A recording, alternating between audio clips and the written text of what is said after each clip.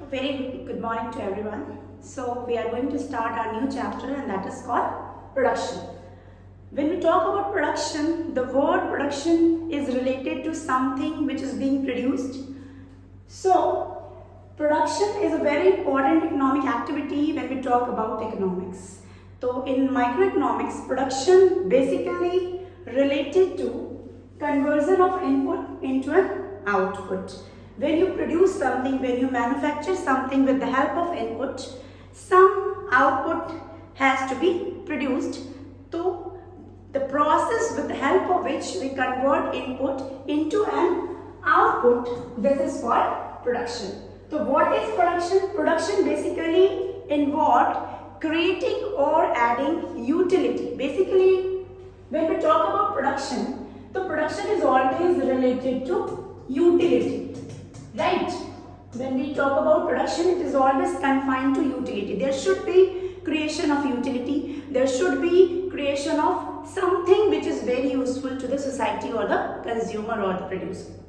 So there must be creation of utility in the process of production. Production means creating or adding utility in or to a commodity by the producer. The first question that arises in our mind is why producers are involved in production process. What is the intention of the producer? Why they will produce various goods and services in our society? So, being a producer wants profit, right? Producer want profit.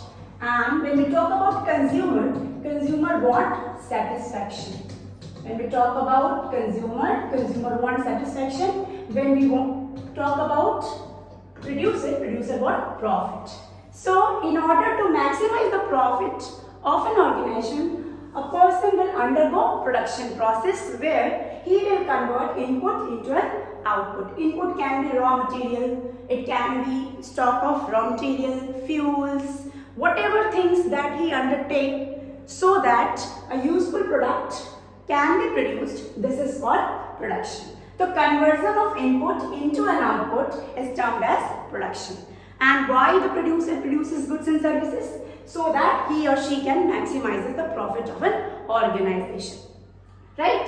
Now, when we talk about input is broadly classified into two categories, or these are classified into four categories. On the basis of nature, it is factor input, and on the basis of nature itself, other part is non-factor input. When we talk about factor inputs are all those inputs which are very necessary for making a production possible. Suppose if we say we don't have land, we don't have labor, can you think about production? No, na. So these are those elements, factor inputs are those elements without which one cannot think about the production. They need land, they need labor, they need capital, they need management, right? So these inputs are covered under factors, and rest of the factors excluding these four are covered under non-factor inputs. So what is factor inputs? Factor inputs are land, labor, capital and organization. Sometimes we also call entrepreneurship. Now, when we talk about non-factor inputs, it is other than factor input, like stationery,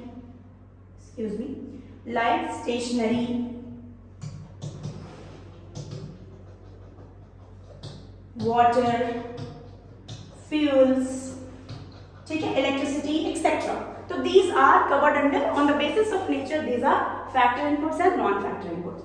Now, the next category, that is second category, is on the basis of time. When we talk about time, inputs are broadly classified into two parts again. One is fixed input and another is variable input, right? So when we talk about fixed input, what is fixed? The input which a producer cannot change within a shorter period of time. The input which remains fixed throughout the production. You cannot change it whenever you want. For example, if I want to change this building, okay, where I'm taking this class, if I want to change this building every now and then, is it possible for me?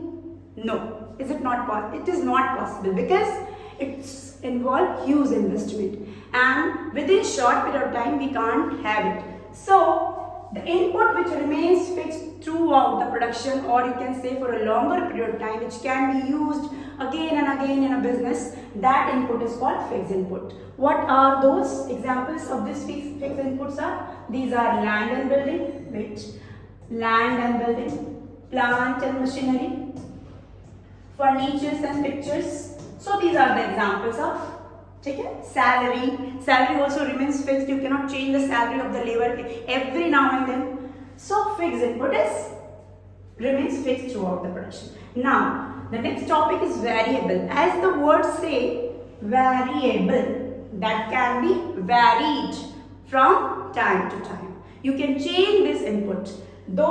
So the input that can be changed, the input which can be changed in a shorter period of time, we call them variable input. Producer is capable to change these inputs within a shorter period of time. For example, if I am talking about this technology, this screen cost rupees something 1 lakh. If I want to change this screen every now and then, can I do this? No, I can't do this. But if I want to change my cloth every day, I can do this. If I want to change chalk and duster, I can do this. So these are the variable inputs. The inputs which are able to varied by the producer is called variable input. So what are those? It can be like labor, water, something, fuel. The more you produce, the more you need. So you can change as per the change in the production. But all those things you can't change within a year or in shorter period of time. That remains fixed, and that is what fixed input. Now, so inputs are broadly classified into two categories.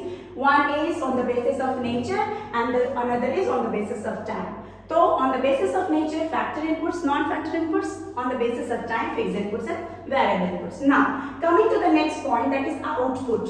When we talk about output, output is also called product. What is output? Output is also called product. Sometimes we also call it physical product.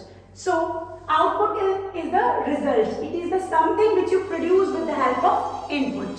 Now, first is when you divide output into various parts, the first part is marginal product. Marginal. The meaning of margin is gap, difference. So output is also divided into three parts, that is marginal product, total product and average product. So this topic needs complete elaboration. So that will be done in the next video. Thank you for now. Thank you very much.